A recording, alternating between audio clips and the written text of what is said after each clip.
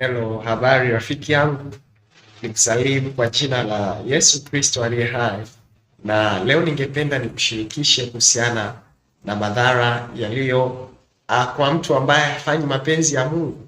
Watu wengi wanapitia changamoto, watu wengi wanapitia mambo magumu na mazito, na mimi kama mtumishi nimeona ni vizuri nikawaelezea watu kuhusiana na madhara ya kuwa nje ya mapenzi ya Mungu. Ukisoma kitabu cha Waefeso sura ya 5 na ule mstari wa 17, Biblia inasema, kwa sababu hiyo msiwe wajinga, bali mfahamu ni nini yaliyo mapenzi ya Bwana. Kwa sababu hiyo msiwe wajinga, bali mfahamu ni nini yaliyo mapenzi ya Bwana. Kwa hivyo Biblia inatushauri, Biblia inatuelekeza kuhakikisha tunayafahamu mapenzi ya Bwana. Na kwa ufupi tu ni kwamba mapenzi ya Mungu yanapatikana katika neno lake. Kuwa mtu wa neno utakufanya ujue ni nini mapenzi ya Mungu. Kuna watu wengine nimekutana nao wanajaribu kuniambia labda Mungu anataka nifanye nini. Cha msingi ni wewe kuwa mtu wa neno. Unapokuwa mtu wa neno unakuja kujua mapenzi ya Mungu.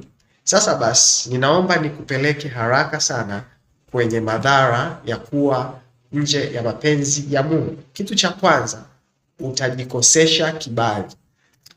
Ukiwa nje ya mapenzi ya Mungu utajikosesha kibali. Kibali ni neema ambayo Mungu hutupa ya kupendwa, ya kufanya vitu na matokeo yakaonekana. Watu wengi ambao wako nje ya mapenzi ya Mungu hawana kibali katika vile wanavyovifanya. Unaweza ukawa unafanya kazi fulani, unaweza ukawa umejiweka eneo fulani, unaweza ukawa unaishi sehemu ambayo si mapenzi ya Mungu, na ukakuta unakutana na vipingamizi vya ajabu. Sasa wakati mwingine hata ukiwa kwenye mapenzi ya Mungu, si kwamba hautakutana na vipingamizi vya ajabu, lakini upo uwezesho na neema ya Mungu itakayokusaidia kushindana na hali unayokutana nazo. Kwa hiyo wakati mwingine tunapojiweka nje ya mapenzi ya Mungu, wapendwa, wapo watu ambao Mungu amewaandaa kwa ajili ya maisha yetu, hatutakutana nao kwa sababu ya kuwa nje ya mapenzi ya Mungu. Ili Yesu Kristo aanze huduma, alihitaji kukutana na Yohana Mbatizaji ili ambatize. Pasipo Yesu kukutana na Yohana Mbatizaji asingeweza kuanza kufanya mapenzi ya Mungu, kwa sababu ilimpasa atii mambo yote yaliyokuwepo kwenye sheria, na jambo ambalo lilikuwepo katika sheria mojawapo ilikuwa ni kwamba alipaswa abatizwe, na Yohana Mbatizaji ndiye alitakiwa kumbatiza. Kwa hivyo unajikosesha kibali unapokuwa nje ya mapenzi ya Mungu. Namba 2, unapokuwa nje ya mapenzi ya Mungu unapoteza rasilimali. Vitu vyote unavyohangaika kuvitafuta utavipoteza hata mara moja. Kuna watu wengi wanapata ajali, kuna watu wengi wanapata matatizo mabaya, vitu ambavyo wamevihangaikia kuvitafuta kwa muda mrefu vinapotea kwa sababu ya kuwa nje ya mapenzi ya Mungu. Utakumbuka wakati wa Yona sura ya 1 mstari wa 4. Biblia inasema, lakini Bwana alituma upepo mkuu baharini, ikawa tufani kubwa baharini, hata merikebu ikawa karibu na kuvunjika.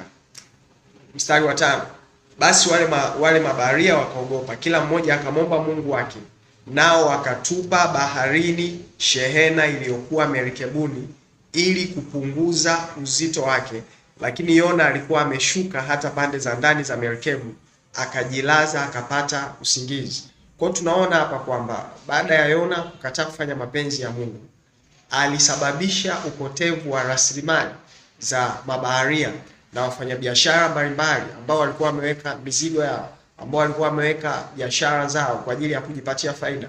Kwa hivyo mtu anapokuwa nje ya mapenzi ya Mungu, si tu rasilimali zake hupotea, bali pia rasilimali za wengine. Kuna watu ambao wanafanya kazi sehemu ambazo hawatakiwi kufanya, kwa hivyo wanashindana na Mungu na kusababisha hasara katika kampuni zao. Kuna watu wengine ambao familia zao zinapata changamoto, watoto wao wanapata changamoto kwa sababu watu hao wamegoma kufanya mapenzi ya Mungu, wamesema hawataki kufanya mapenzi ya Mungu. Mpendwa, lazima tujue kwamba ikiwa umeokoka, Yesu Kristo ni Bwana wa maisha yako. Umejiingiza kwenye ufalme, wewe si mfalme tena. Lazima uishi maisha yanayoendana sambamba na kile ambacho mfalme anakitaka. Huyu Mungu wetu ni wa rehema, huyu Mungu wetu ni wa neema, lakini hakumzuii kufanya anachotaka kufanya.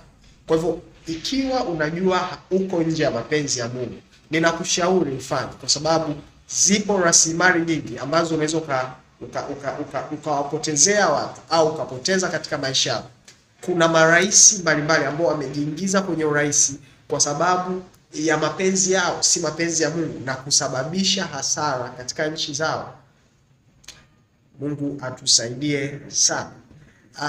Madhara ya tatu ambayo mtu akiwa nje ya mapenzi ya Mungu atasababisha ni kitu ninachokiita maumivu na mambo ya kujichosha.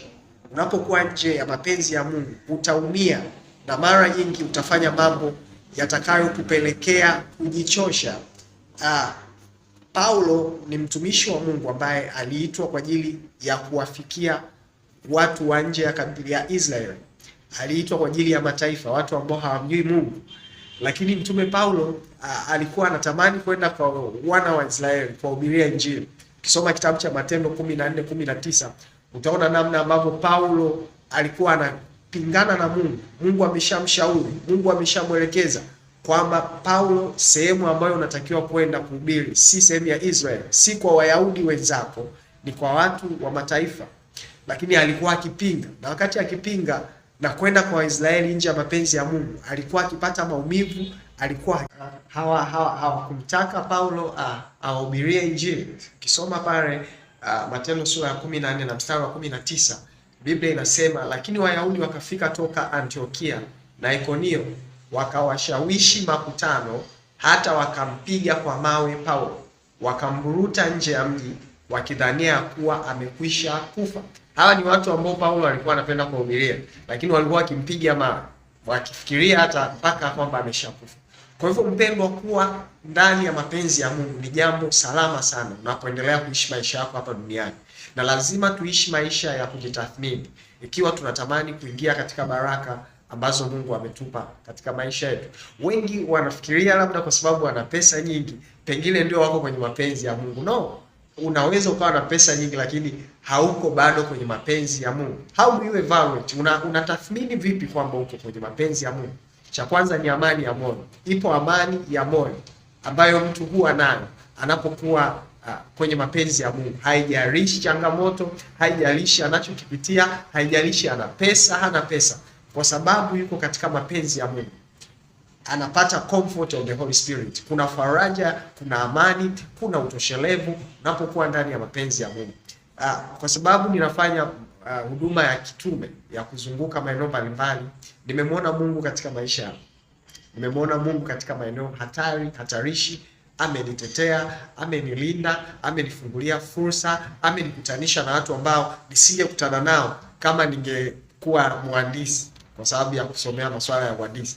Lakini namshukuru Mungu sana kwa sababu ya kutii wito, ya kutii maagizo ambayo amenipa, yamenifanya nimuone akitenda miujiza katika maisha ya watu. Nimeona watu wengi wakifunguliwa, nimeona watu wengi wakipata watoto, nimeona mambo mbalimbali ambayo nisingeweza kuyaona nisingekuwa katika mapenzi ya Mungu. Nikuombee sasa Mungu akusaidie uweze kuishi maisha ya mapenzi yake. Mungu wangu, katika jina la Yesu Kristo, nakushukuru sana kwa ajili ya huyu anayenifuatilia. Ninamtumia uweza wako na uwezesho wako wa Roho Mtakatifu, umsaidie, umuongoze. Bwana, neno lako linasema tutasikia sauti ikituambia hii ndio njia tutakayoiendea. Mungu msaidie, mtoe katika shida zozote zile ambazo amekuwa akipitia, pengine kwa sababu anabishana na wewe, pengine kwa sababu hataki kufuata mashauri yako. Mungu naomba umsaidie. Mungu naomba umuongoze, mshushie neema ya kusonga mbele. Na mwingine inawezekana ameacha kwa sababu ya kukata tamaa, mwingine ameacha kwa sababu alivunjika moyo. Mungu namtumia Roho wako akamfariji, akamtie moyo, katika jina la Yesu Kristo naomba, amen.